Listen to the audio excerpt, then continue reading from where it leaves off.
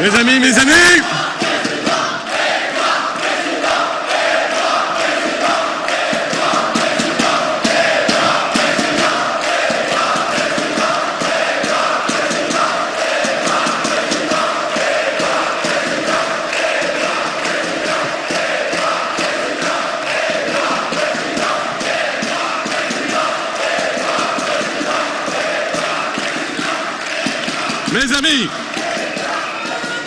voilà, mes amis, voilà le moment où nous allons engager cette campagne pour la France.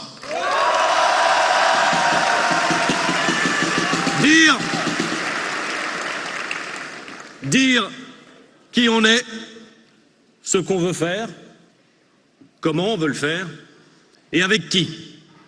Dire où l'on veut emmener la France. Voilà ce que c'est qu'une campagne présidentielle, le reste, c'est de l'accessoire. Ici, avec vous tous, aujourd'hui, nous lançons cette campagne présidentielle.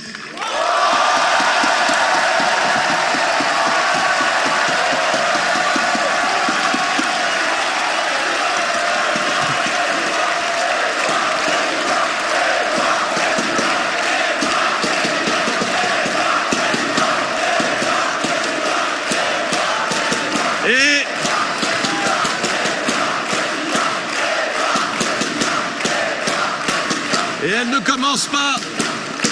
elle ne commence pas à n'importe quel moment de notre histoire, cette campagne présidentielle. Elle commence dans un pays inquiet, en colère, fatigué de voir les problèmes s'accumuler sans que les solutions ne suivent. Un pays qui doute de lui bien souvent, qui doute de son école, de son État, de ses élites, de ses choix passés et parfois même de sa capacité à faire des choix pour demain. Mais cette campagne, elle commence aussi dans un pays qui n'a pas renoncé. Un pays, le nôtre, qui a tout pour réussir. Un pays qui construit des avions exceptionnels, des trains à grande vitesse, des vins merveilleux, des objets de luxe recherchés partout dans le monde. Un pays qui dispose encore d'une industrie cinématographique exceptionnelle. Un pays qui regorge partout de pépites humaines, culturelles, patrimoniales, productives, industrielles. Un pays qui sait très bien, je le crois, que tout n'est pas perdu pour peu qu'on lui dise la vérité, qu'on lui montre la route et qu'on tienne enfin ce qu'on promet. Ici, maintenant, nous lançons l'effort collectif qui va nous permettre de reprendre en main le destin de notre pays. Nous allons, mes amis, prendre le pouvoir.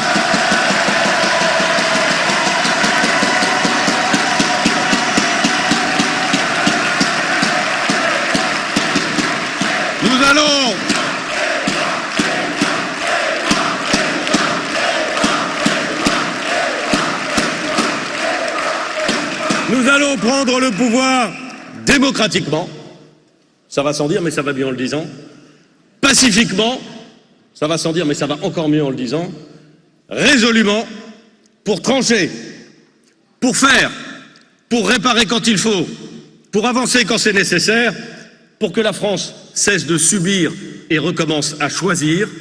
Nous allons le faire ensemble, avec vous tous qui êtes ici aujourd'hui, avec tous les visages amis sur lesquels depuis si longtemps je sais pouvoir compter quand les enjeux se corsent, avec tous ceux qui nous ont rejoints et que je salue amicalement et à qui je dis « vous avez fait le bon choix », et avec tous ceux qui nous rejoindront le moment venu.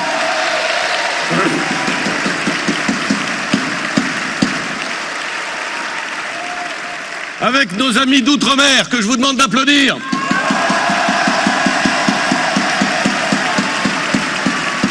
Avec une mention particulière pour les Polynésiens qui sont venus jusqu'ici aujourd'hui.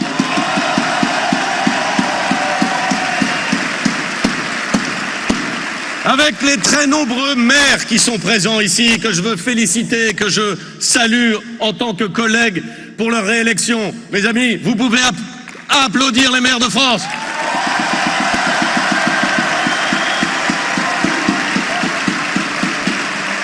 Avec vous tous, qui venez des 4 coins de France, d'où que vous veniez, c'est un bonheur de vous voir ici, et avec un petit mot particulier, vous le comprendrez bien, pour les Normands qui doivent être quelques-uns dans cette salle.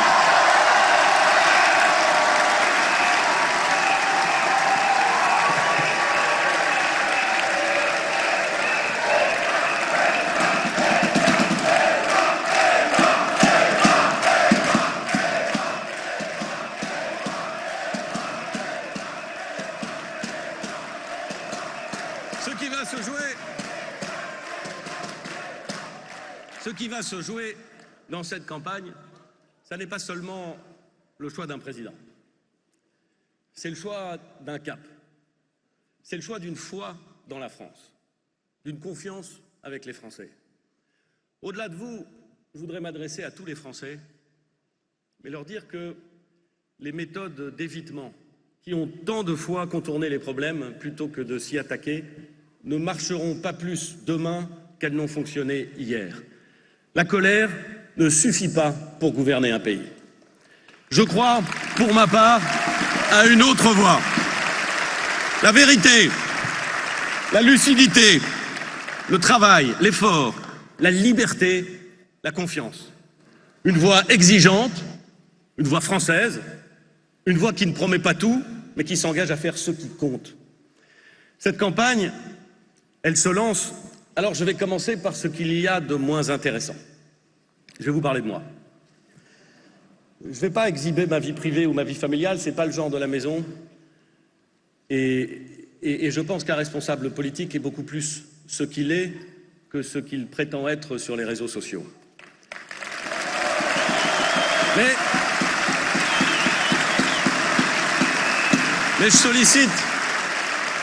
je sollicite la confiance des Français et ils ont le droit de savoir qui je suis et ce qui me constitue. Je crois que c'est Saint-Exupéry qui disait qu'on est de son enfance comme on est d'un pays. Moi, je suis normand, né à Rouen. Né à Rouen en 1970, mes parents étaient professeurs de français, je suis un fils de la classe moyenne. Mon arrière-grand-père, Louis-Philippe, je vous jure que c'est vrai, mon arrière-grand-père, Louis-Philippe, était docker, à vrai,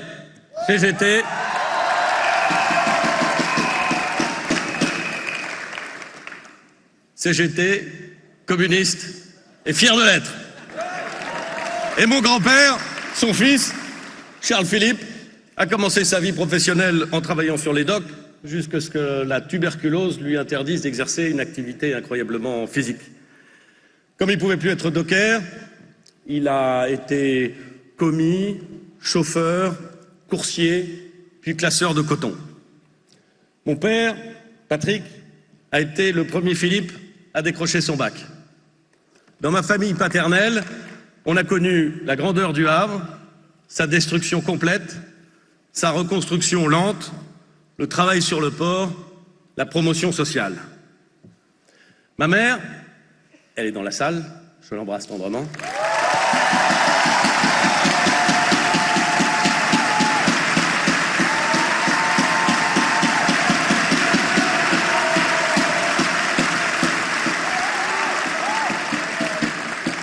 Ma mère, donc, vient d'une famille du Nord, des Flandres françaises, de Lille, de ce Nord que j'aime tant, où on aime le travail bien fait et la bière bien fraîche, de ce Nord où on fait les choses sérieusement sans se prendre au sérieux. Mes deux parents étaient professeurs de français. On n'était pas riches, mais on n'était pas pauvres non plus. J'ai grandi dans un HLM des Hauts-de-Rouen, j'ai appris à l'école publique et au conservatoire, j'ai joué au club de foot de la Grand-Mare, où a été prise la première photo de moi qui est parue dans la presse locale à 9 ans. Cette photo n'a aucun intérêt, personne ne la trouvera jamais. Je n'ai manqué, enfant, de rien. C'est une chance immense. Mieux encore, j'ai grandi dans une famille dans laquelle je savais que j'étais aimé. Absolument, et quoi qu'il arrive. Ça n'était pas toujours exubérant, ou peut-être assez pudique chez les Philippe, mais c'était la plus belle chose que des parents puissent transmettre à leurs enfants. L'assurance d'être aimé et accompagné. Comme pour des milliers et des millions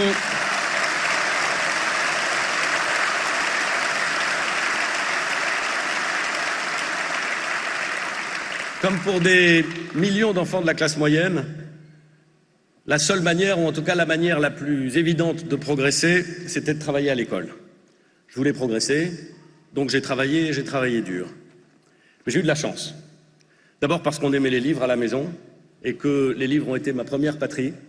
Les romans, les livres d'histoire, les bandes dessinées, tous les livres étaient bons à lire. Et il ne fallait pas choisir, il fallait les lire le plus possible, et grandir avec les livres. Ensuite, j'ai eu de la chance parce que j'ai eu d'excellents professeurs. Mes parents d'abord, puis des professeurs qui ont cru en moi, qui m'ont poussé, qui m'ont parfois bousculé, qui ne m'ont jamais lâché. Si je me trouve aujourd'hui devant vous, c'est grâce à eux. C'est grâce à M. Pinguet en CM2, qui portait, quoi qu'il arrive, à la fin des années 70, un costume 3 pièces qui était sévère, exigeant et en même temps incroyablement humain. C'est grâce à M. Prier au collège, professeur d'histoire extraordinaire, qui lui aussi m'a appris qu'on pouvait être sérieux sans se prendre au sérieux. C'est grâce à messieurs Cabanel et Lardic, 2 professeurs d'histoire et de philosophie exceptionnels que j'ai eus en terminale. Les premiers de Cordée, mes amis, les premiers de Cordée, c'était eux. Les premiers de Cordée, c'était eux. Ces professeurs de lettres, de musique, de sport, de maths, de sciences, d'histoire, grâce à qui le fils de 2 profs de la banlieue rouennaise a réussi ses examens et ses concours, pas toujours de la première fois, parfois tout juste, mais grâce à qui je suis devenu fonctionnaire, magistrat au Conseil d'État, puis avocat, puis maire, puis Premier ministre de droite en plus, enfin ça, ils n'y sont pour rien.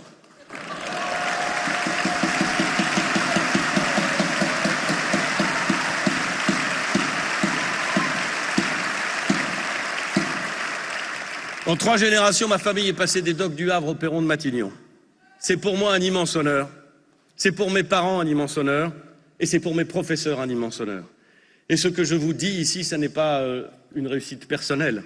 C'est une réussite collective, celle de l'école publique, à qui je dois tout.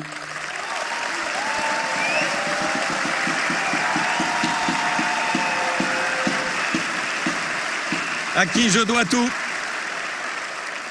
Et dans la France des années 80, elle marchait encore. Tout n'était pas rose à l'époque, si j'ose dire. La crise était là, l'inflation était forte, la désindustrialisation commençait à se faire sentir. Mais mes parents avaient une conviction, pour autant qu'ils travaillent dur à l'école et qu'ils marchent droit, leurs enfants auraient un meilleur avenir. Cette conviction, cette confiance,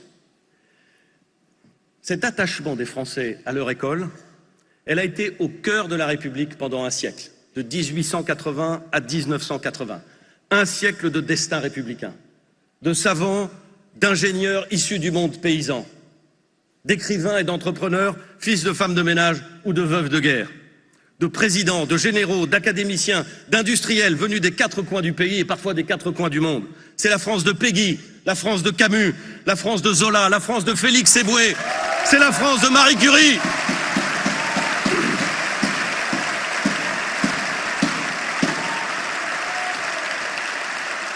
C'est la France de Suzanne Lacor, fille d'un charpentier corrézien, institutrice et une des 3 premières femmes à être ministre dans le gouvernement de Léon Blum.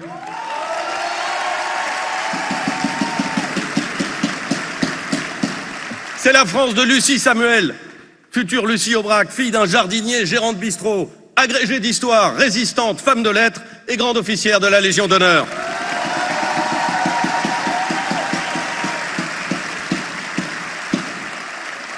C'est la France de Claudie Aigneret, plus récemment, qui a commencé sa scolarité au Creusot, à l'université de Dijon, avant de devenir une scientifique brillante, et la première femme française dans l'espace.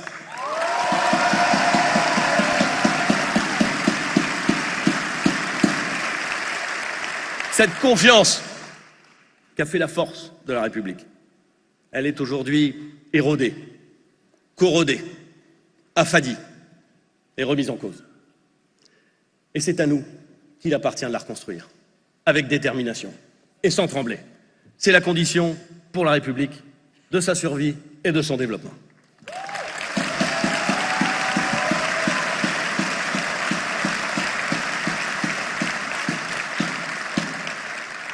La deuxième chose qui me constitue, c'est que je suis père de 3 enfants. Anatole, Léonard et Sarah, 23, 21 et presque 16 ans. Je les aime. Et je ne prétends absolument pas être objectif quand je parle d'eux. Ils doivent sourire en m'entendant. Je suis un père trop peu présent et assez loin d'être parfait. Je dis qu'ils doivent sourire en m'entendant, mais ils ne sont pas là. Ils me souhaitent de réussir, je crois, et je crois que j'aurais eu du mal à faire ce que j'ai pu faire sans leur soutien et sans celui de leur mère, Edith, qui elle aussi est quelque part dans cette salle. Mais nous avons...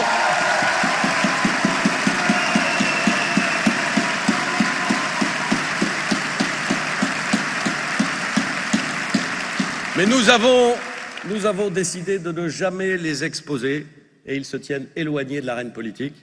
Vous ne me verrez pas poser dans Paris Match avec eux, ce sont de jeunes adultes. Ils ont leur vie et je respecte leur souci de discrétion, comme j'espère que tout le monde dans cette campagne le respectera. 3 enfants donc. Charles Péguy disait que les pères de famille étaient les derniers aventuriers du monde moderne. Parce que les pères, dès qu'ils sont pères, cessent de se faire de la bile pour eux et commencent à s'en faire pour leurs enfants. Il aurait dû dire, le bon Charles Péguy, que les plus grands héros de l'histoire du monde étaient les mères de famille.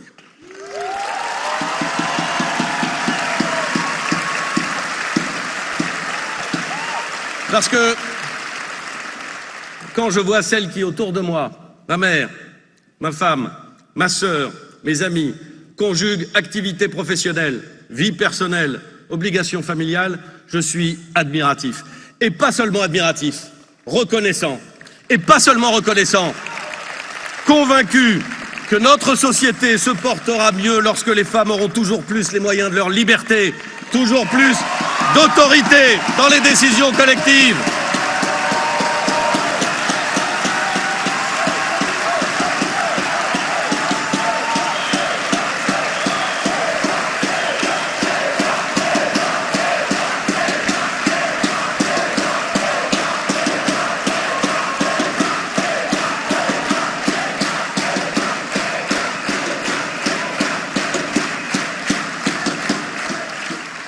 Toujours plus d'autorité dans les décisions collectives, toujours plus d'opportunités de briller dans le monde scientifique, industriel, entrepreneurial, politique.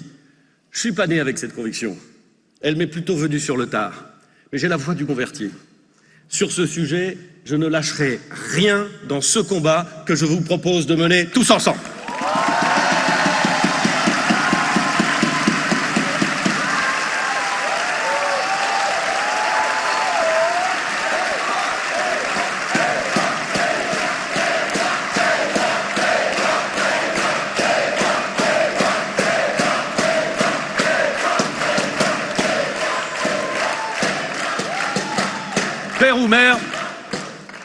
Père ou mère, l'inquiétude, l'intranquillité, c'est la marque des parents. Études, vie sentimentale, risques liés aux mauvaises rencontres, aux addictions, difficultés d'orientation, difficultés d'insertion professionnelle. Être parent, c'est être inquiet. Je ne suis pas un inquiet de nature et j'ai confiance en mes enfants. Mais je sais ce que nous pensons tous quand nous nous projetons et que nous essayons de deviner quel sera le devenir de nos enfants, à 5 ans, à 10 ans, au-delà.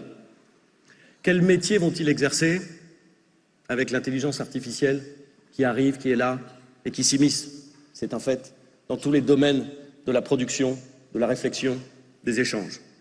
C'est merveilleux la technologie. Mais qu'est-ce que cette révolution va impliquer pour nos enfants? Dans quel état vont-ils trouver la planète sur laquelle ils vivent?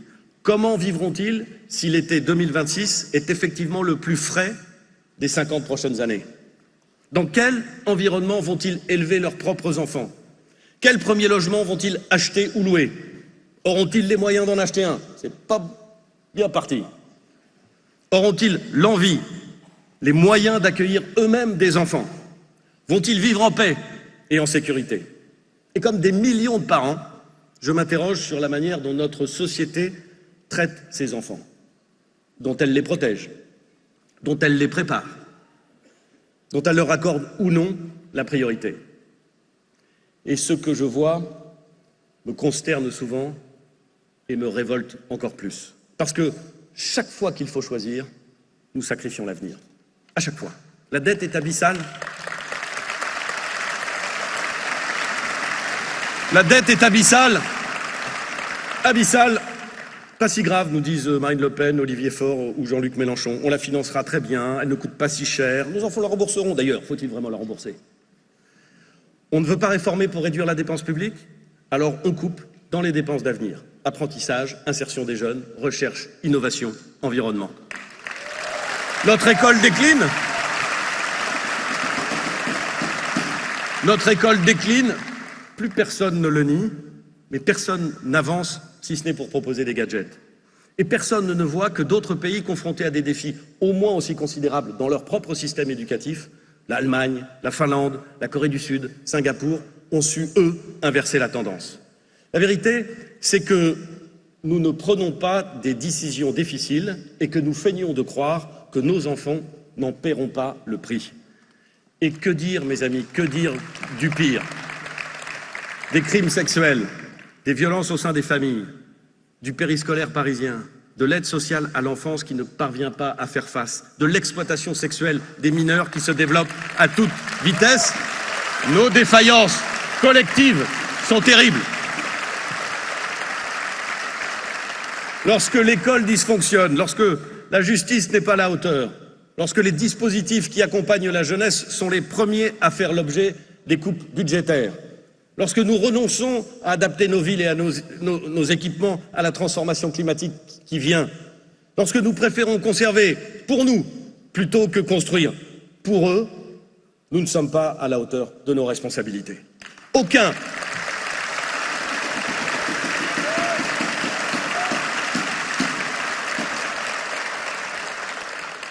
parent ne dirait pour ses enfants « ne faisons rien, ça va être pire, mais tant pis pour eux ». Personne, aucun parent ne se dit ça.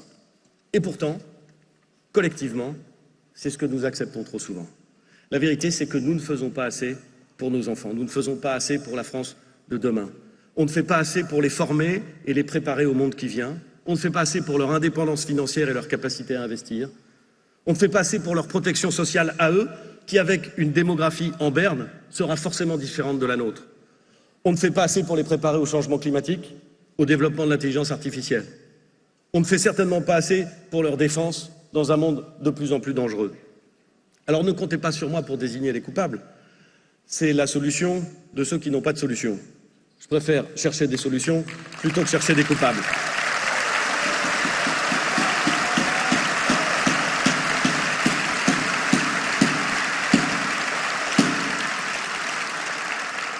Par ailleurs, mes amis, je ne suis pas le candidat de la lutte des classes.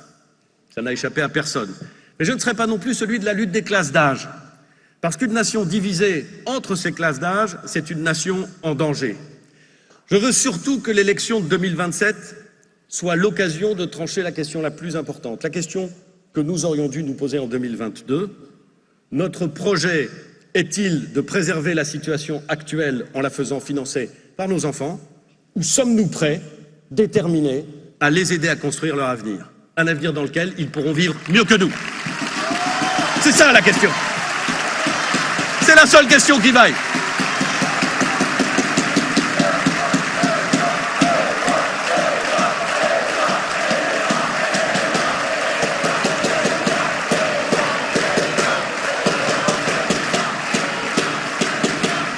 Et c'est la seule question qui m'intéresse. Ce qui m'intéresse, ça n'est pas la France d'hier. Je l'ai aimée, la France d'hier. Elle est merveilleuse. Elle n'était pas que glorieuse, mais je l'ai aimée dans son entier. Et je n'ai pas envie de l'avoir remplacée par la prétendue nouvelle France de ceux qui banalisent les délires ethnico-communautaires, qui attisent les colères, qui dressent les Français les uns contre les autres.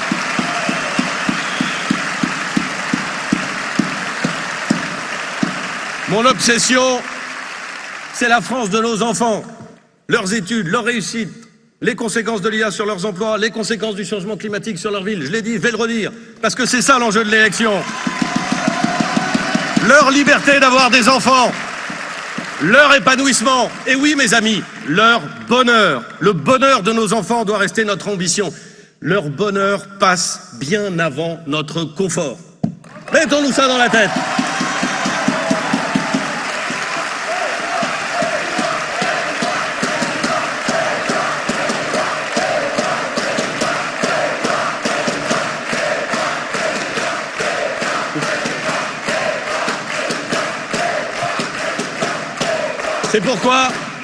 C'est pourquoi l'intérêt de nos enfants devra être la boussole du nouveau quinquennat. Chaque grande décision, chaque choix que fera mon gouvernement sera passé à ce tamis. Est-ce que nous préparons l'avenir de cette jeunesse ou est-ce que nous l'abîmons? Est-ce que nous les protégeons ou est-ce que nous détournons une nouvelle fois, le regard, comme lorsque nous avons retardé la réforme des retraites pour finir en paix le quinquennat actuel? Est-ce que nous leur offrons une liberté ou est-ce que nous leur transmettons une dette, une peur, une dépendance?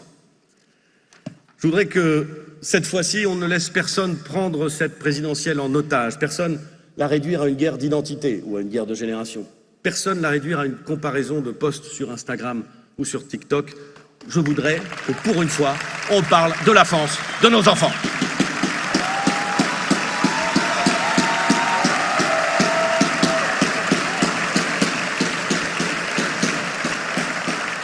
Alors oui, j'ai 3 enfants et je refuse qu'au second tour de l'élection présidentielle qui vient, ils aient seulement le choix entre 2 colères, entre 2 mensonges, entre 2 impasses.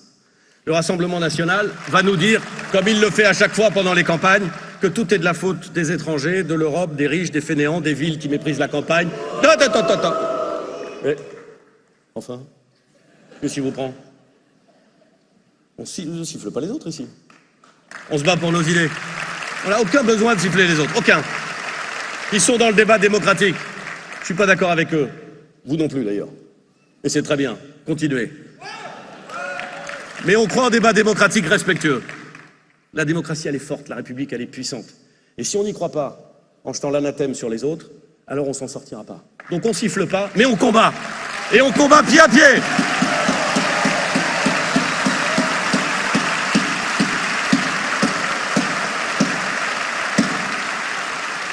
Je vous le disais, le Rassemblement national va nous dire que tout est de la faute des étrangers, de l'Europe, des riches, des fainéants, des villes qui méprisent la campagne, des élites qui ne comprennent plus le peuple.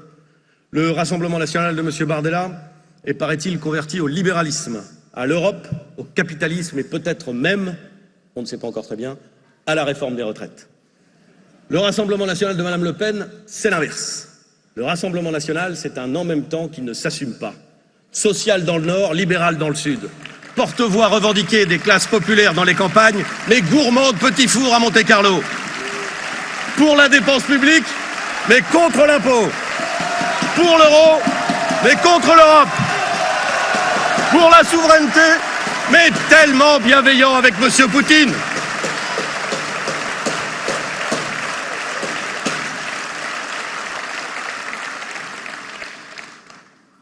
Pour l'Ukraine quand il faut, mais jamais présent là-bas et jamais présent quand il faut aider Kiev dans son combat contre l'agression brutale de la Russie.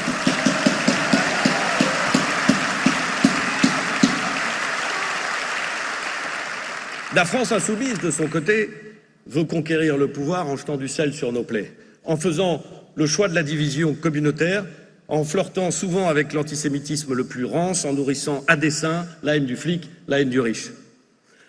Et je sais bien que Jean-Luc Mélenchon, après avoir asséché les sociodémocrates qui n'auraient jamais dû s'allier avec lui, va maintenant se poser en rassembleur. Vous verrez qu'il se présentera bientôt comme l'héritier de François Mitterrand. Il a déjà commencé. J'espère, mes amis, que le pays n'oubliera jamais qui il est vraiment. Celui qui veut, partout, la conflictualisation pour attiser la colère. Celui qui hurle « La République, c'est moi !» La République, on la sert, on ne se l'approprie pas. Comment, mes amis ?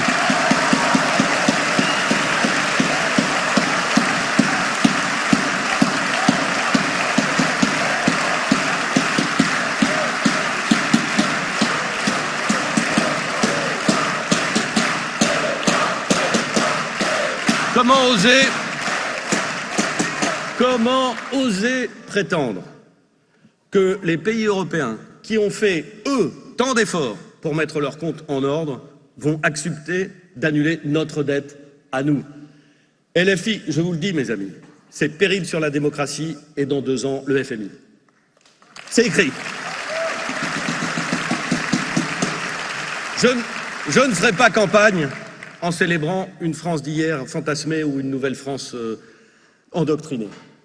Je parlerai aux Français d'aujourd'hui qui veulent construire une France fidèle à elle-même. La vérité, c'est que nous connaissons les problèmes et la vérité, c'est que nous connaissons souvent les solutions. Nous avons le choix, nous avons la possibilité d'agir. Aujourd'hui, grâce à vous, j'ai cette possibilité. Votre présence, votre confiance, votre engagement vos encouragements me donnent une force immense. Merci d'être là.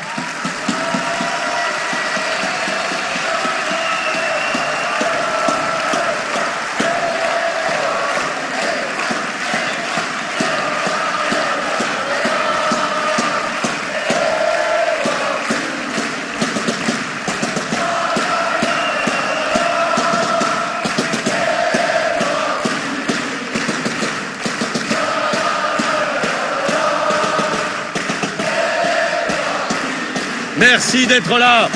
Merci de refuser la facilité. Merci de combattre la haine et le cynisme. Merci de chercher à rassembler et non à diviser. Merci d'aimer la France comme elle le mérite, avec ambition, avec respect et avec exigence. Merci de voir loin et merci de vous engager. Et comme vous, exactement comme vous, je suis là pour me battre.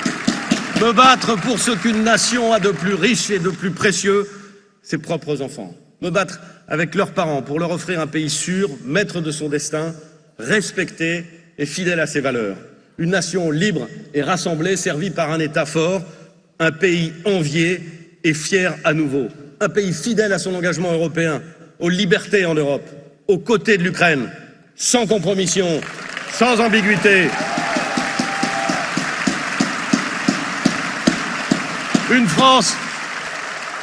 France d'ingénieurs et d'industriels, au masculin comme au féminin. Et oui, je le redis, au féminin, car dans cette France, je veux que ma fille ait les mêmes salaires, la même carrière, les mêmes responsabilités, les mêmes opportunités que ses frères. Et ce qui vaut pour ma fille vaut pour toutes les petites filles de France, quelles que soient leurs origines.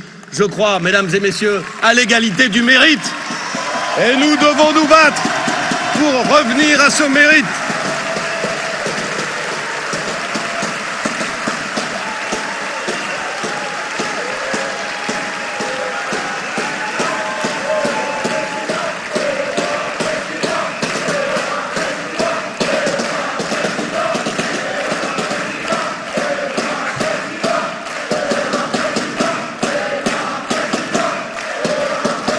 Alors je vais me battre. Je vais me battre encore et encore, avec ma raison, avec mon cœur, avec mes tripes. Je sais très bien l'état du pays. Je sais que rien de grand dans notre pays ne se construit sur le déni, que nous ne relèverons pas la France en prétendant que tout va bien. Mais enfin, nous ne la relèverons pas non plus en répétant tous les matins qu'elle est condamnée. Nous vaincrons en faisant une campagne heureuse, joyeuse, optimiste. Une campagne qui ne parle ni de la peur, ni à la colère, lesquelles sont toujours mauvaises conseillères. Une campagne qui conjuguera l'enthousiasme des soldats de Valmy avec le calme des vieilles troupes. Une campagne qui parle à ce que les Français ont de meilleur, leur capacité à s'unir, à rebondir, à surprendre, à étonner le monde même, alors qu'on pense que tout est perdu. Ce combat dépasse les intérêts d'un camp ou d'un parti. Il dépasse l'échéance d'une élection, il dépasse l'ambition d'un homme. C'est le combat d'une génération pour les suivantes. Le combat de la France d'aujourd'hui pour la France de demain.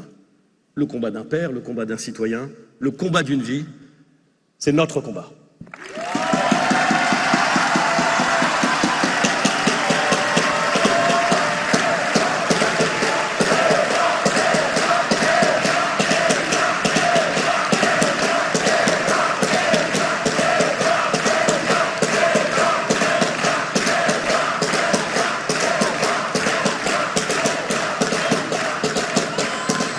Alors oui, je suis père et maire.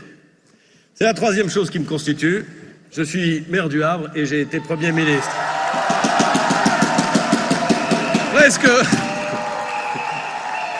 Presque tout ce que j'ai appris en politique, je l'ai appris au Havre.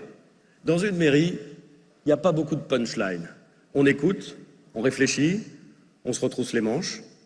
Pendant 9 ans, avant de devenir maire, puis depuis 16 ans que je suis maire, j'ai écouté, j'ai bâti, j'ai dessiné l'avenir, j'ai fixé des priorités, j'ai investi, j'ai conduit des travaux, j'ai servi les Havraises et les Havrais du mieux que j'ai pu. Pendant 16 ans, je me suis attaqué, comme tous les maires, à des problèmes incroyablement concrets. La sécurité, la lutte contre les incivilités, la fermeture ou la construction de nouvelles écoles, la rénovation urbaine, la construction de 3 lignes de tramway, l'adaptation de la ville au changement climatique et au vieillissement démographique, la promotion du livre et de la lecture, 1000 choses encore. Et j'ai, comme tous les maires, mouillé la chemise pour convaincre des usines de s'installer. C'est au Havre que fonctionne la plus grande usine française d'éoliennes offshore, pour développer le port du Havre, qui est une chance pour la France, pour universitariser l'hôpital du Havre. Et mesdames et messieurs, derrière ce mot compliqué sur lequel j'ai buté, mais que je vais reprendre, l'universitarisation, vous avez vu, là j'ai été très bon, derrière ce mot compliqué, il y a un enjeu absolument essentiel de modernisation des hôpitaux qui ne sont pas des CHU. Un enjeu absolument considérable d'attractivité pour les internes, pour les médecins, pour les territoires. Et ce combat, nous l'avons mené au Havre et nous sommes en passe de le gagner.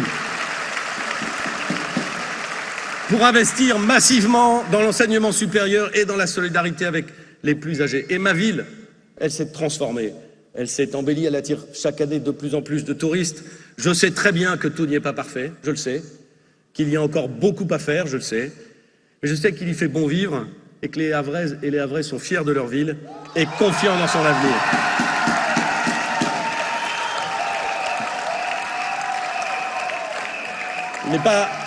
Il n'est pas totalement impossible que par là-bas, il y ait des Havrais.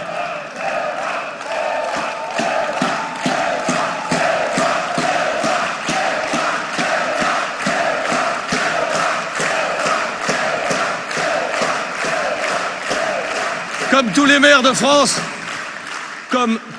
de France, j'ai passé des milliers d'heures au milieu de mes électeurs.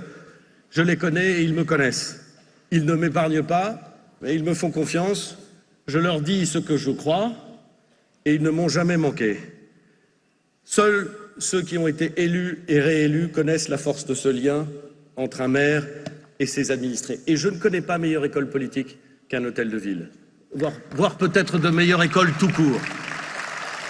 Ça n'est pas l'école des plateaux télévision, ça n'est pas l'école des états-majors, et ça n'est certainement pas celle des réseaux sociaux. C'est l'école de la vie quotidienne. Et puis j'ai été Premier ministre aussi, pendant 3 ans. Comme tous les premiers ministres, mes amis, comme tous les premiers ministres, j'ai connu des crises. J'ai pris des décisions difficiles. J'ai engagé des réformes et j'ai affronté des oppositions. Comme tous les premiers ministres, je n'ai pas tout bien fait. Mais j'ai réussi des choses dont je suis fier. Et j'ai appris l'État, ses forces et ses limites, sa capacité exceptionnelle à tenir pendant les crises et sa lourdeur conservatrice compliquée à gérer. Le formidable engagement de l'immense majorité de celles et ceux qui le servent et qui servent leurs concitoyens. De ces policiers que j'ai vus déterminés à rétablir l'ordre, de ces soldats prêts à donner leur vie pour la mission, de ces pompiers courageux sur les tours de Notre-Dame, comme dans toutes les rues et dans toutes les forêts de France.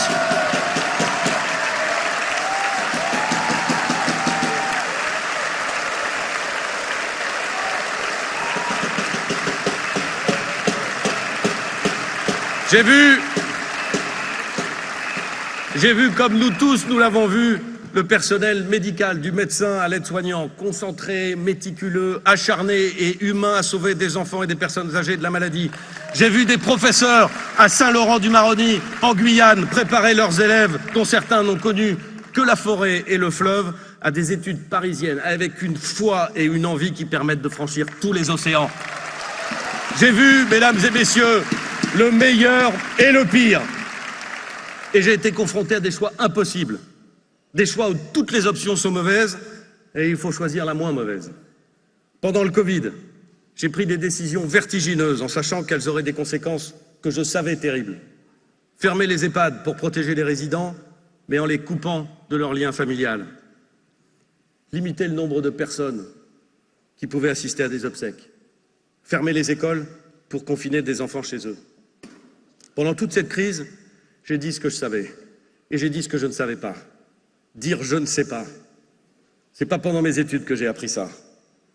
C'est au Havre, avec mes concitoyens et avec ma femme, parce qu'elle déteste ceux qui font semblant de savoir. Et oui, en effet, du coup, il lui arrive d'être assez critique sur le monde politique.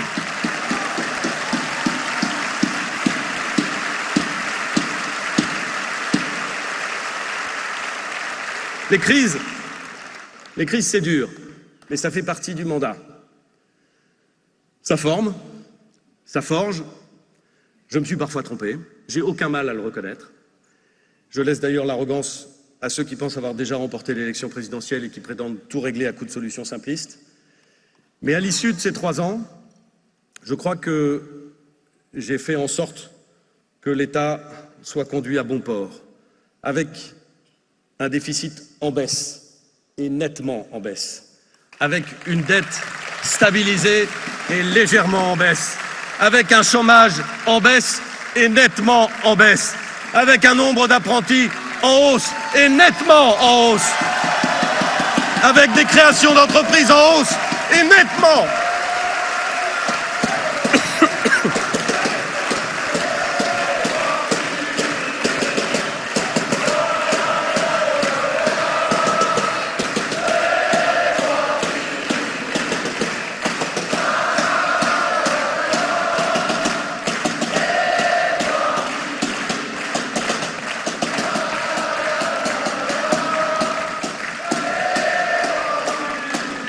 Mes amis, tout cela ne me donne aucun droit, aucun privilège, sauf peut-être celui de l'expérience. Et pendant toutes ces années à faire, à proposer, à gérer, j'ai appris à tenir un cap dans la durée, à faire confiance à mes équipes, j'ai appris à déléguer et à respecter les compétences de chacun. On ne gouverne pas seul, on ne dirige pas seul, on ne réussit pas seul. J'ai appris que les pouvoirs publics doivent se concentrer sur ce qu'ils peuvent faire et laisser les Français libres d'inventer la vie qui va avec.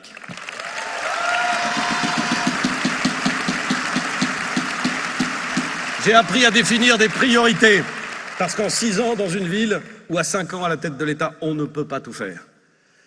C'est mon ambition pour cette élection présidentielle. Je dirai aux Français ce que je crois être bon pour le pays et dangereux pour lui, même si ça déplaît, même si ça me coûte. Je me présenterai sans masque. La vie et aussi la maladie, et la mienne, j'ai de la chance, elle est très visible, mais elle est sans gravité. Mais la vie et la maladie m'ont appris le poids du regard des autres.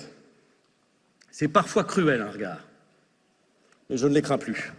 Et je dis à tous ceux qui, dans leur vie intime, dans leur chair, voient leur corps se transformer, ne se reconnaissent plus vraiment dans la glace, à tous ces jeunes enfants, à ces jeunes femmes ou à ces jeunes hommes qui m'ont dit que le cancer ou l'alopécie ou le vitiligo bouleversaient leur vie à cause du regard des autres. Je leur dis qu'ils ne sont pas leur maladie, qu'ils ne sont pas le regard qu'on leur jette, que ce qu'ils vivent les forge et renforce le métal dont ils sont faits. Je leur dis que je les comprends.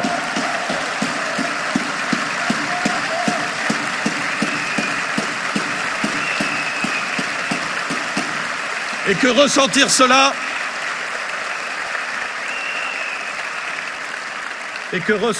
m'a sans doute rendu meilleur et en tout cas assurément plus libre. Je ne jouerai pas un personnage, je ne promettrai pas ce que je ne crois pas, je ne vais pas fabriquer du spontané. Mais lorsque les Français auront tranché, je ferai ce que j'aurai dit. Je ne changerai pas de direction à la première difficulté et je ne changerai pas de priorité tous les 6 mois. Un cap, ça se fixe et puis ensuite ça se tient. Dans la tempête comme par temps calme, on ne construit rien sans cohérence ni sans constance, et je serai ce président de la constance. Je renouerai avec le sens des priorités.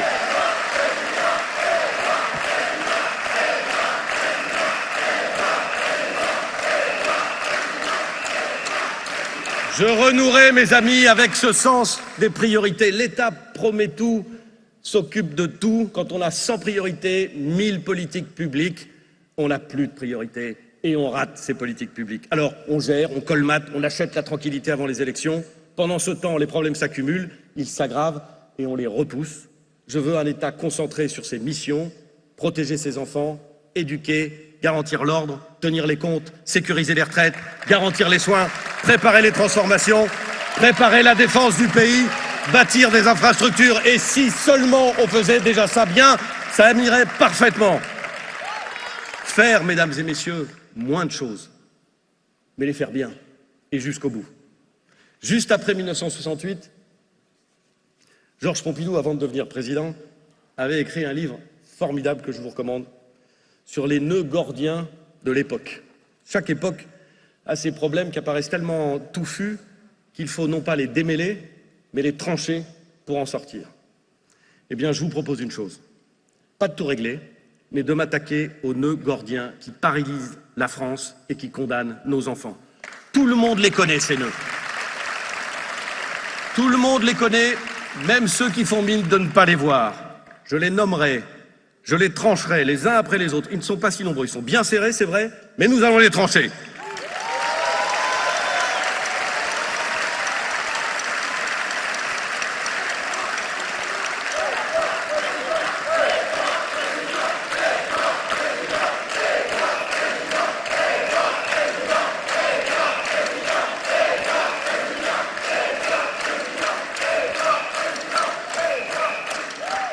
Mes amis, à 55 ans, je sais où j'habite. Je sais en quoi je crois. Et je crois que nous pouvons remettre la France sur la bonne voie. Je crois qu'une majorité des Français pensent comme moi et aspirent à ce que l'État fasse son travail et à ce que les politiques préparent l'avenir et pour le reste, à ce qu'on leur laisse vivre la vie qu'ils souhaitent. Pour cela, il faut remettre de l'ordre chez nous. Je crois, mes amis, en l'ordre républicain, qui n'est pas la loi du plus fort et qui n'est pas la puissance du plus riche. L'ordre républicain qui permet à chacun d'être libre, parce qu'on n'est jamais libre quand on a peur de sortir de chez soi ou seulement quand on a peur d'être soi-même. Lorsque la République est en crise, et ça lui est arrivé, il appartient aux républicains de rétablir l'ordre. C'est ce qu'a fait Gambetta au début de la Troisième République, c'est ce qu'a fait Clémenceau en 1906, c'est ce qu'a fait le général de Gaulle en 1958. Aujourd'hui, il nous revient à nous tous de remettre de l'ordre dans les affaires de la France. De l'ordre dans la rue d'abord. Et pour cela, il faut que police et justice fonctionnent mieux. La justice, c'est la première mission régalienne de l'État. Et c'est le symbole aujourd'hui d'une confiance populaire qui se fissure. Entre dysfonctionnement à répétition, surcharge, lenteur, manque de moyens financiers, retard numérique et méfiance à l'égard de la police. La justice du XXIe siècle ne peut plus être rendue avec des réflexes, des méthodes et des traditions du siècle passé. Alors oui, la justice a besoin de beaucoup plus de moyens financiers, humains et numériques. Et oui, ce rattrapage a été engagé lorsque j'étais Premier ministre, sous l'autorité du Président de la République, et accéléré depuis, grâce notamment à l'action des gardes des Sceaux successifs, dont celle de Gérald Darmanin, et nous devons poursuivre cet effort. Mais ça n'est pas seulement une question de moyens. Ça n'est pas seulement une question de moyens. La justice a aussi besoin de changements. Pas forcément nombreux, mais cruciaux pour remettre de l'ordre. Renforcer la coopération avec police et gendarmerie d'abord. Trop de procédures sont abandonnées et trop de malfrats échappent à la sanction parce que le formalisme des procédures est trop lourd et que les systèmes d'information ne se parlent pas. Ils ne se parlent pas. Recruter différemment des magistrats ensuite. Des magistrats plus âgés, qui ont eu des expériences professionnelles plus diverses. Parce que, jugez bien, c'est certes bien connaître le droit, mais c'est aussi bien connaître la société. Faire en sorte qu'il soit possible de condamner très tôt à des peines de prison très courtes, systématiques, sans attendre la énième récidive qui est toujours celle de trop. Renforcer l'autorité du garde des Sceaux. Renforcer l'autorité du garde des Sceaux sur le parquet aussi. Parce que, comme partout, il faut un pilote et des leviers. Et un de ces leviers, c'est la possibilité d'adresser des instructions individuelles au procureur, par écrit, et évidemment disponible dans le dossier. Vous savez, il y a 20 ans, on a décidé de couper le lien entre le parquet, qui poursuit les criminels au nom de la société, et le gouvernement qui est responsable devant le Parlement. Parce que dans quelques affaires par an, peut-être une dizaine sur les 80 000 que traite la justice, on se méfiait à juste titre de possibles conflits d'intérêts. Je crois que c'était une erreur.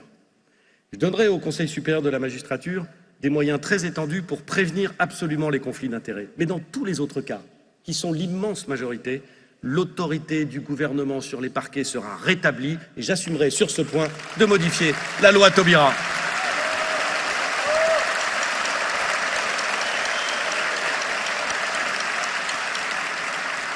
Et je veux aussi donner aux maires un pouvoir de sanction pénale pour réprimer les infractions qui pourrissent la vie de millions de Français et que la justice n'a pas le temps de sanctionner. Je veux une justice qui s'exerce vite, avec des garanties, vite et bien pour les petites infractions. Une justice du bout de la rue, si vous me passez l'expression. Je sais que lorsque les citoyens d'une démocratie ont le sentiment que la justice ne passe pas ou qu'elle est débordée, le lien social et la confiance républicaine se fragilisent et le désordre s'installe durablement. C'est en les rassurant sur le fait que la justice passe, toujours, bien, fermement, en entendant les parties, que nous retrouverons la paix civile. Il faudra, et il faut également rétablir, remettre la France sur la bonne voie et remettre de l'ordre à nos frontières. C'est le deuxième point. La France est évidemment souveraine lorsqu'il s'agit de dire qui a le droit de séjourner sur son sol. Mes amis, c'est l'honneur.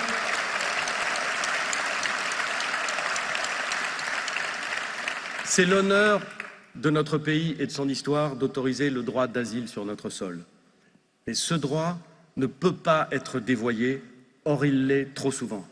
Il reviendra au Parlement de voter tous les ans une liste de pays sûrs qui permettra d'accélérer les procédures et de mettre un terme aux dérives, car ces dérives sont en train de tuer littéralement notre capacité à traiter, comme nous le devons, celles et ceux qui viennent en France bénéficier d'un droit d'asile juste, ancien et historique. Nous devons sauver ce droit d'asile en écartant fermement toutes celles et ceux qui l'utilisent à contre-emploi.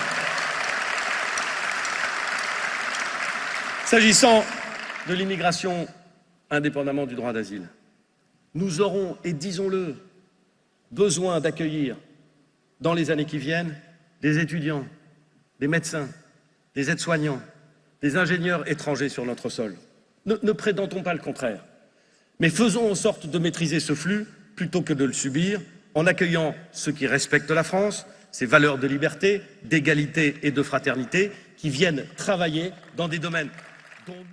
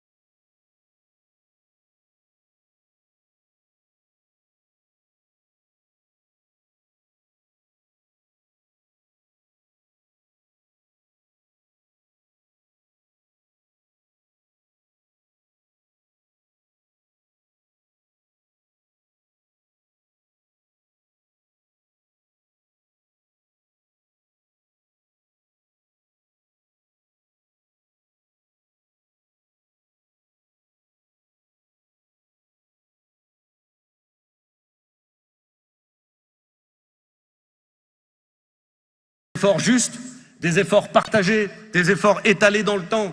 Je veux préserver les ouvriers, les salariés modestes, les indépendants. Je ne taxerai pas davantage les entreprises qui payent déjà trop d'impôts. Et je vous le redis, il faut baisser les dépenses sociales, supprimer les niches fiscales avant de songer à augmenter les impôts de ceux qui travaillent. J'assume de dire aux retraités qu'il faudra contribuer davantage au financement de notre système social. J'assume de dire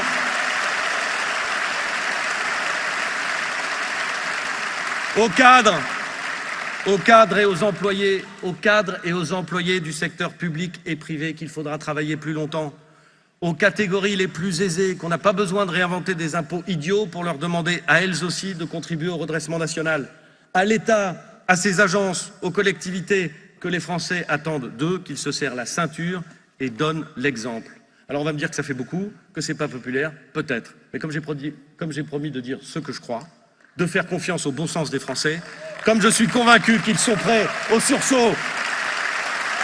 Si notre projet a du sens, s'il est clair que nous faisons cela pour nos enfants et pas pour financer le puits sans fond,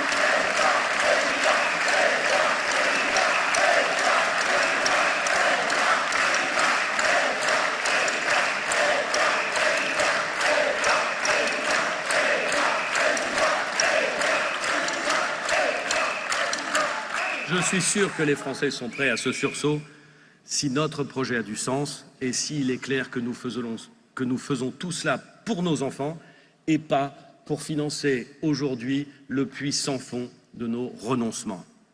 Mes amis, le général de Gaulle disait « Les Français veulent l'ordre et le progrès ». Il avait raison. Il avait raison. Remettre la France sur la bonne voie.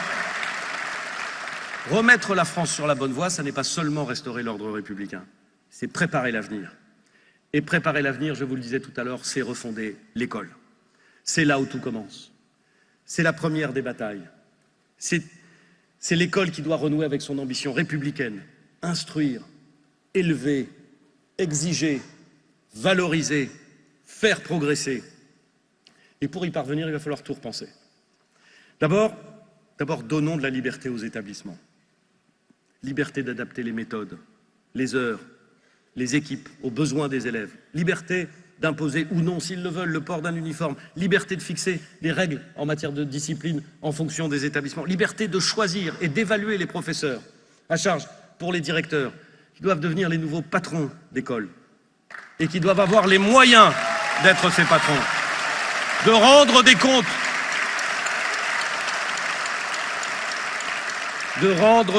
Dans des conseils d'école qu'il nous faut rénover pour qu'on n'y parle plus seulement cantine et entretien des murs, mais aussi résultats pédagogiques. Parce que la liberté, ça va avec la responsabilité.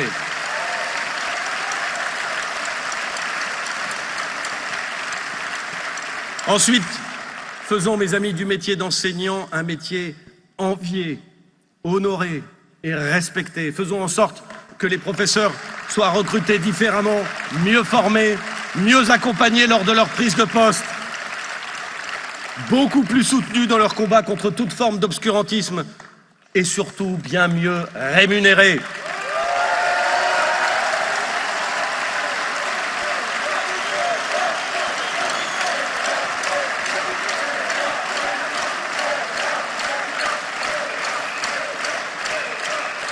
Soyons logiques. Si la priorité, c'est l'école, si c'est ce que nous croyons le plus important, alors il faut faire en sorte de la faire avec les meilleurs. Et les meilleurs, ça se paye.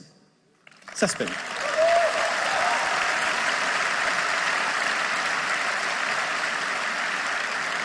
Mettons le paquet sur les savoirs fondamentaux, lire, écrire, compter.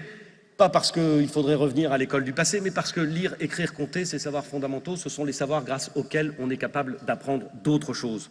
Aucun autre savoir n'est accessible si on est en deçà de ce qu'il faut en matière de savoir fondamental. Mais faisons aussi entrer l'école dans le XXIe siècle, en intégrant par exemple l'intelligence artificielle dans la pédagogie. Nos enfants passent des heures et des heures sur des écrans et tous les parents sont débordés par ce phénomène. Alors, protégeons les plus jeunes en fixant des limites. Partout au Havre, je vois dans les écoles maternelles, des professeurs des écoles qui me disent que des enfants maternels que des enfants passent des heures devant les écrans, n'arrivent plus à se positionner dans l'espace, ont des retards en matière de langage absolument considérables, parce qu'ils sont laissés des heures et des heures chaque jour devant des écrans. Si nous ne protégeons pas nos enfants, si lorsqu'ils sont très jeunes, nous ne réglementons pas cet usage des écrans, et lorsqu'ils sont plus âgés, nous ne leur apprenons pas à utiliser le potentiel formidable des nouvelles technologies, alors nous ratons tout, nous leur donnons le pire des deux mondes. Cette transformation pédagogique,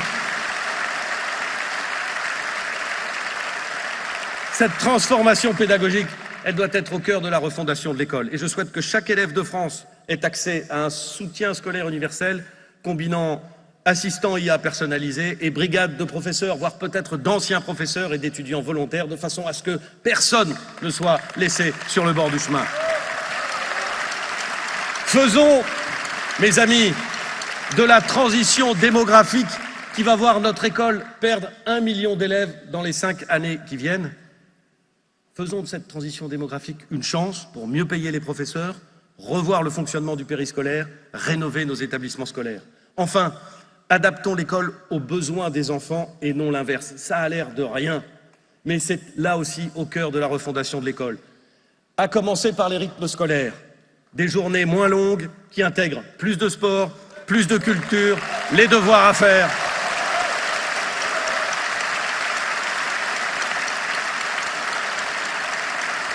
Des vacances d'été raccourcies pour que le savoir ne se perde pas entre juin et septembre.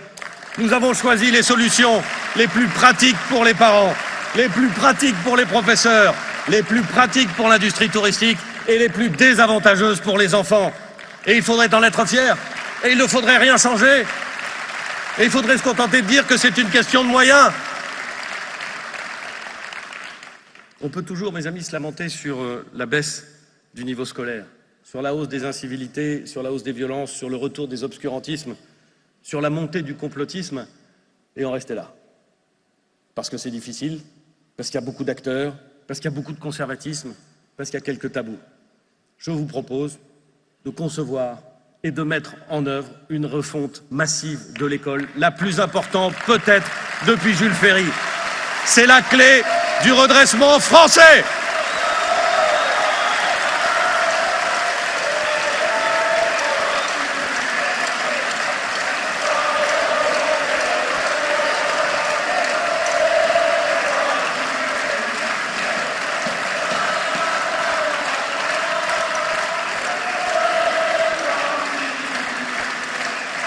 Je serai,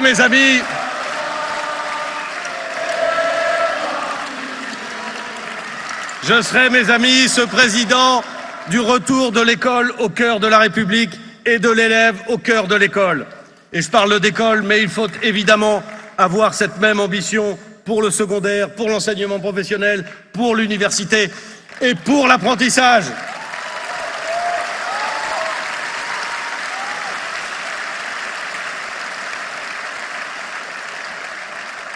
Préparer l'avenir, c'est aussi armer nos enfants face aux grandes transformations en cours, face aux sujets qui sont là, face à ces transformations qui viennent percuter notre pays, comme d'ailleurs tous les autres pays d'Europe, comme d'ailleurs tous les autres pays du monde. La transformation climatique, l'intelligence artificielle, le vieillissement démographique. Je voudrais parler des deux premières aujourd'hui. La transformation climatique d'abord. Inutile, je pense, dans cette salle, de vous faire un dessin. La canicule a assommé pour un temps les climato-sceptiques, en tout cas je l'espère. Elle aura au moins servi à ça. Moi je l'ai dit, et je l'assume, je ferai de l'écologie un sujet de campagne, avec mes mots, mes thèmes, ma vision.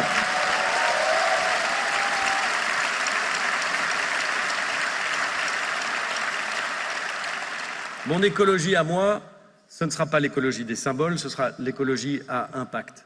L'énergie décarbonée avec le nucléaire et les énergies renouvelables. La transformation de nos villes pour réduire les îlots de chaleur. La rénovation des logements, des hôpitaux, des écoles. Le chantier est immense. Je ne donne de leçons à personne en disant cela. Mais le chantier est immense. Et quand la priorité est là, quand le phénomène ne va pas partir, quand nous avons un immense bâti qui n'a pas été pensé pour cela, conçu pour cela, qu'il faut adapter, nous devons dire que c'est une priorité et y consacrer des moyens considérables. Et si nous voulons conserver ou consacrer des moyens considérables à ce sujet essentiel, eh bien, il faudra agir assez fortement sur la dépense ailleurs. C'est ce que je dis là, pour un pays, c'est ce que chacun d'entre nous vit dans sa vie de tous les jours. Lorsqu'une priorité choisie ou subie intervient, il faut s'adapter. Audiard disait « quand ça change, il faut s'adapter ». Eh bien, il avait tout dit. Et nous devons nous adapter à cette transformation climatique. Nous devons adapter nos villes, nos sociétés, notre agriculture, nos écoles, notre bâti, nos rythmes, nos usages à cette transformation.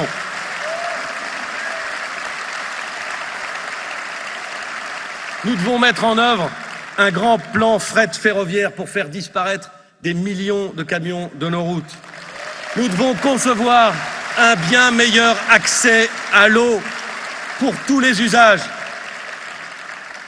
Nous devons nous battre au niveau européen pour exiger de nos partenaires commerciaux à l'extérieur de l'Europe les mêmes exigences environnementales que celles qui pèsent sur nos producteurs. Nous devons investir dans la technologie pour réduire nos émissions. Je vous dirais assez volontiers, mes amis, que les Français n'ont pas à rougir de ce qu'ils font pour leur environnement. Je ne crois pas qu'il faille laisser dire ceux qui prétendent le contraire. La culpabilisation permanente, ça commence à bien faire. On a compris qu'il y avait un problème et nous avançons. Nous devons aller plus vite, c'est vrai. Nous devons aller plus loin, c'est vrai. Alors équipons-nous, préparons-nous, adaptons-nous, investissons, préservons ce qui doit l'être, faisons-le intelligemment, au plus près du terrain, décentralisons cette compétence, faisons confiance aux collectivités territoriales, faisons confiance aux entreprises, faisons confiance aux acteurs qui se sont d'ores et déjà engagés et qui ont fait énormément. Je peux en témoigner, je suis maire d'une ville incroyablement industrielle. Et je peux dire que dans cette ville incroyablement industrielle, l'adaptation à la transformation climatique, elle a commencé. Les entreprises ont fait beaucoup. Est-ce qu'elles ont fait suffisamment? Probablement pas. Est-ce que les ménages ont fait suffisamment? Probablement pas. Est-ce qu'il faut les aider encore? Bien sûr. Mais soyons fiers de ce qui a été fait et soyons conscients que nous devons seulement accélérer et pas nous battre sur des symboles qui sont montés en épingle, mais qui n'ont pas d'impact réel sur la limitation des gaz à effet de serre ou sur l'adaptation de notre société à la transformation climatique. Et mes amis, on va y arriver!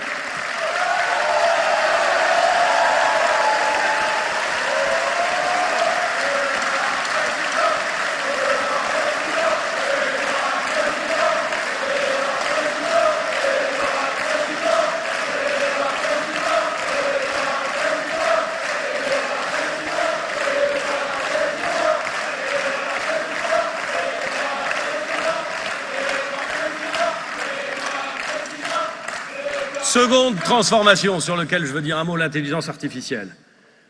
Ce n'est plus une question de spécialistes. C'est devenu une question politique, de pouvoir, de prospérité, de liberté. C'est devenu une question sociale aussi. On est loin de faire la course en tête. Mais l'Europe s'est enfin réveillée, peut-être un peu brutalement, et il est encore temps de réagir. Encore temps de nous doter à 27 d'infrastructures souveraines et d'affirmer notre puissance.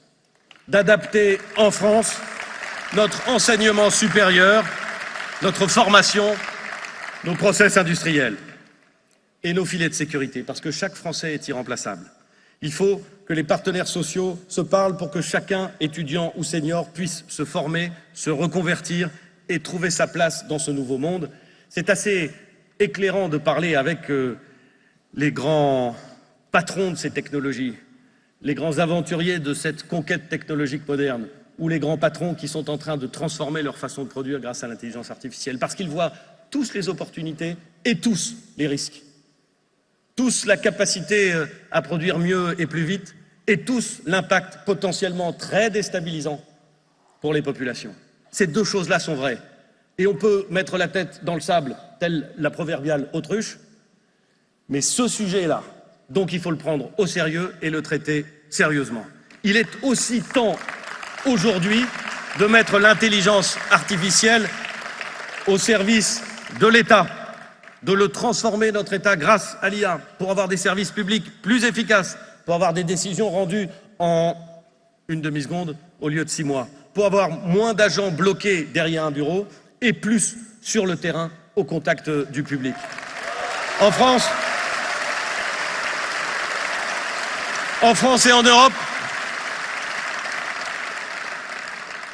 Europe, nous avons toutes les intelligences pour le faire. Nous avons les ingénieurs, nous avons l'énergie, nous avons la taille de marché. Il nous manque la capacité à mobiliser les financements, c'est vrai. Il nous manque une réglementation moins pesante, c'est vrai. Mais nous avons tout ce qu'il faut pour réussir à nous saisir de cette formidable technologie qui pointe et qui est déjà là. On peut, je le crois, en faire un outil collectif pour notre bonheur et nous allons, là encore, y arriver. Nous ne sommes pas condamnés à subir.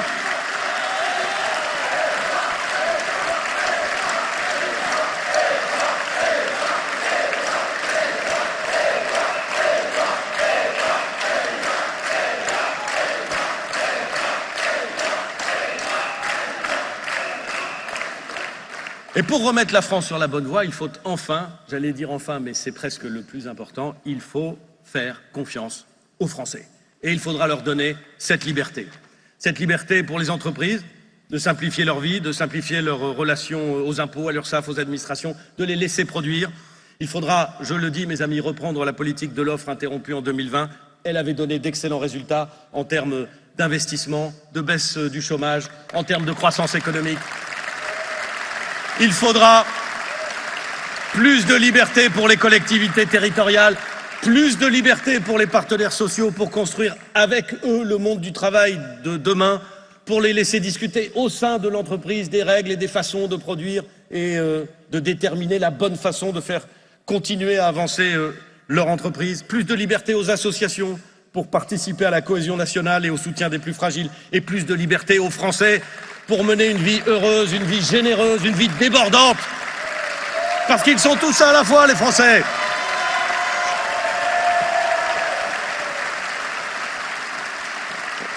On dit souvent, mes amis, que les Français ne croient plus en grand-chose. Eh bien, moi, je ne crois pas. Je crois qu'ils sont un grand peuple, pas seulement intelligent, mais fier, généreux, volontaire. Mes amis, j'ai foi en la France, en cette nation vieille de 1000 ans, 1000 fois en danger, 1000 fois sauvée. Une nation qui a tout vécu, tout souffert et tout vaincu. À commencer par elle-même. La France, elle se perd quand elle s'abandonne. Moi, je ne veux pas qu'elle s'abandonne et je ne l'abandonnerai jamais. Oui, je crois en la France. Et oui, je crois en la République.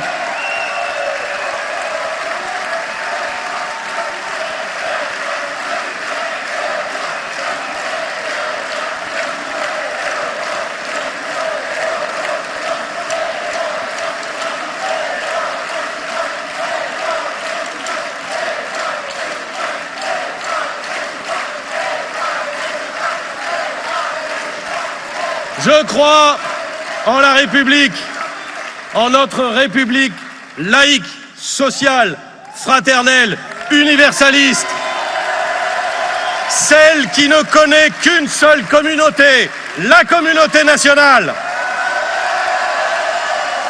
et dans laquelle la seule différence qui compte, c'est celle du mérite. Je crois en la force de ses principes fondateurs. Non, aucune croyance religieuse ne passe avant la loi de la République. Et oui,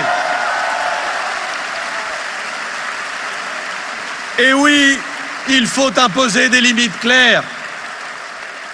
La République, mes amis, ne baissera ni la tête, ni les yeux, ni la garde devant le fondamentalisme, l'entrisme, le séparatisme, l'obscurantisme. La République, elle ne se discute pas.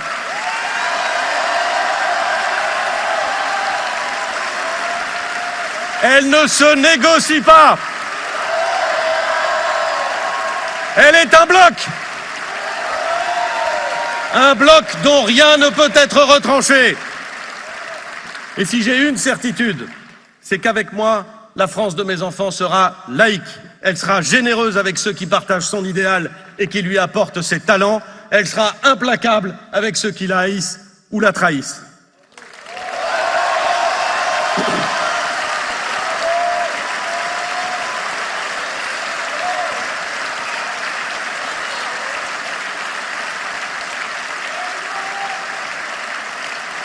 Et oui, comme vous, je crois en l'Europe politique que nous construisons avec nos partenaires. Je crois dans une Europe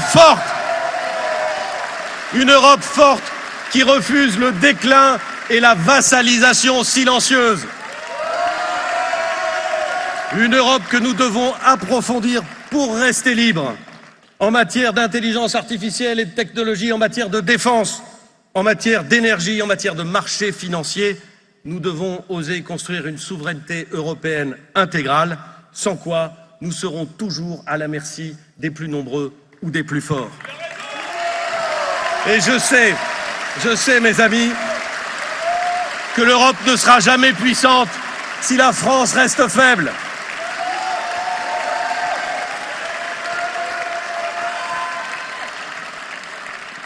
Alors je crois, mes amis, au rebond de la France. Je connais son histoire et je la regarde en face, cette histoire, car on ne comprend pas la France si on oublie Louis XI et sa reprise en main de l'État, si on est ignorant de Richelieu ou de Turgot, de Bayard ou de Turenne, de Jeanne d'Arc ou de Jeanne Hachette. On ne comprend pas la France, si on occulte la Saint-Barthélemy ou les dragonnades Sévenol, si on écarte par confort, parce qu'on ne veut pas la voir, la rafle du Veldiv ou le massacre de Sétif. Si on ne s'émeut pas au Mont-Saint-Michel, qui est en Normandie d'ailleurs.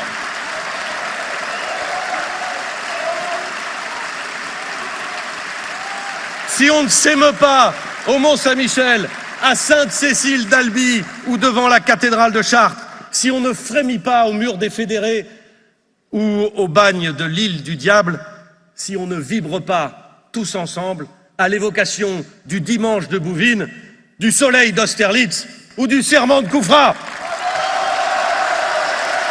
Alors oui, je crois en nous. Et je crois en l'avenir de la France. Je crois en sa jeunesse, en ses professeurs, en toutes celles et ceux qui travaillent. Je crois en ses médecins, ses infirmières, ses aides-soignants, ses chefs d'entreprise, ses ingénieurs, ses ouvriers. Je crois en ses agriculteurs, ses marins-pêcheurs, ses fonctionnaires, ses policiers. Je crois en son armée, je crois en ses maires et ses élus. J'y vois partout en France des atouts exceptionnels de vitalité sur lesquels restaurer notre puissance. Ces talents, ils sont faits pour servir. Ils sont là pour construire et même pour reconstruire. Je crois en cet orgueil français qui nous fouette le visage face à l'adversité. Je pense que le pays sait où il est et que les Français ont envie de réagir. Alors rien, absolument rien, ne me fera perdre foi dans mon pays. Mes amis, la France n'est pas condamnée. Les Français ne sont pas résignés. Nos enfants ne sont pas réduits à vivre moins bien que nous. Notre pays n'est pas contraint à subir l'histoire écrite par les autres. Le destin de la France est encore dans les mains des Français. Il dépend de notre effort, il dépend de notre courage, il dépend de notre constance, de notre imagination, il dépend de nous. Alors oui, dans ce moment décisif, je vous appelle à croire en la France. Je vous appelle à agir pour nos enfants. Je vous appelle à croire ce que nous pouvons faire ensemble. Je vous appelle à croire en nous. Vive la République et vive la France!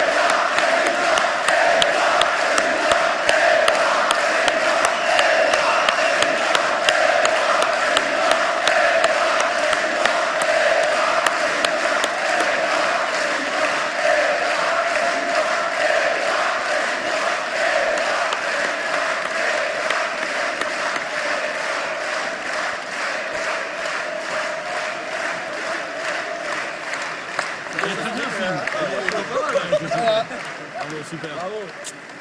C'est bien typique. On va sur la Marseillaise. Bien sûr.